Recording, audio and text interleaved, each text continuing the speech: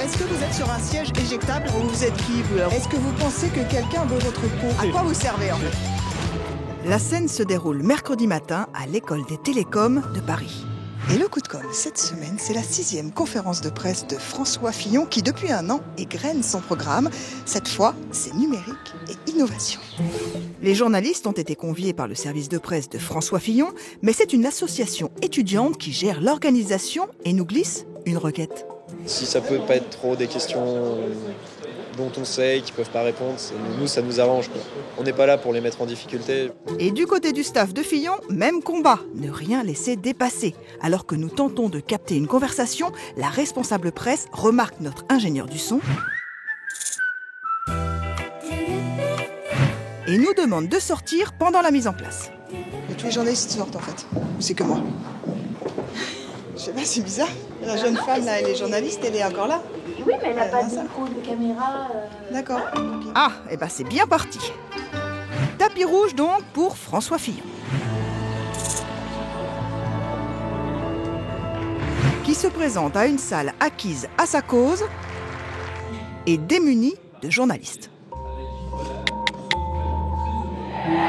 À part nous, il y a Canal+ pour une émission dont il sera le fil rouge et une équipe qui tourne un documentaire au long cours. Fillon déroule son argumentaire. Les réseaux très haut débit, le cloud computing, le big data, les objets connectés sont autant d'innovations qui libèrent la créativité et donc qui libèrent la croissance. Austère et technique jusqu'à la session des questions-réponses où il tente un nouveau style. On a reçu en début d'année Monsieur Pierre Gattaz. Déjà, ça commence mal parce que vous avez rédigé les questions avant de m'écouter. Donc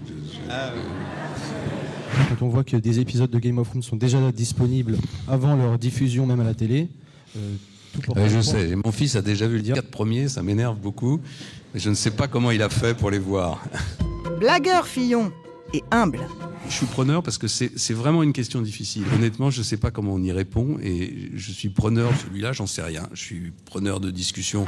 Nous prenons l'opportunité de le questionner sur sa popularité médiatique.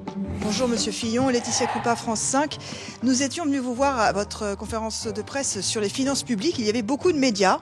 Aujourd'hui, très peu sont présents. Est-ce que c'est le numérique ou est-ce que c'est vous qui n'êtes pas porteur? C'était déjà la même question que vous aviez posée la dernière fois, donc vous aurez la même réponse. Non, non, je vous avais demandé...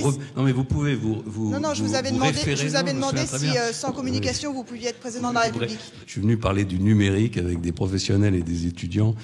Justement, est-ce que le numérique est porteur? Pas du niveau des sondages, voilà. Et vous aurez cette séquence qui va passer naturellement sur France 5 avec un commentaire. Eh bien, c'est très bien. Donc, la couverture médiatique ne vous convient pas? La couverture médiatique d'une conférence de presse sur le numérique ne vous importe peu, finalement. Mais non, mais vous savez, écoutez, faut pas non plus ruser. Mais en parfait politique, il douche et vient nous saluer dans la foulée. Bonjour, vous êtes de mauvaise foi parce que ma question c'était sur votre communication.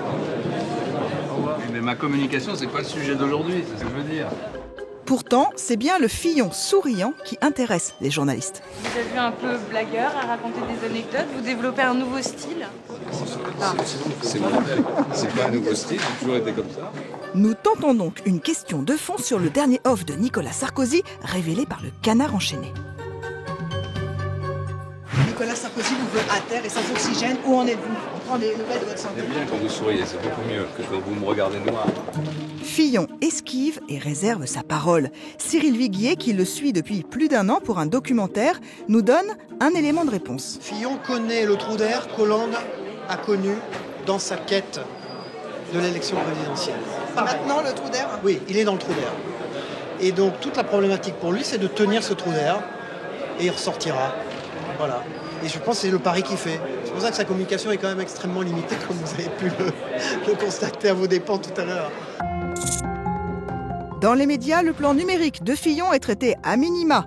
Et s'il n'a pas voulu répondre mercredi, c'était pour valoriser sa séquence entrée en campagne prévue jeudi, avec passage chez Jean-Jacques Bourdin et grande interview dans Le Point. Interview exclusive que vous donnez dans Le Point, qui sort aujourd'hui. Vous serez candidat à la primaire. Absolument. Moralité en communication politique, pour tout maîtriser, il faut tout anticiper.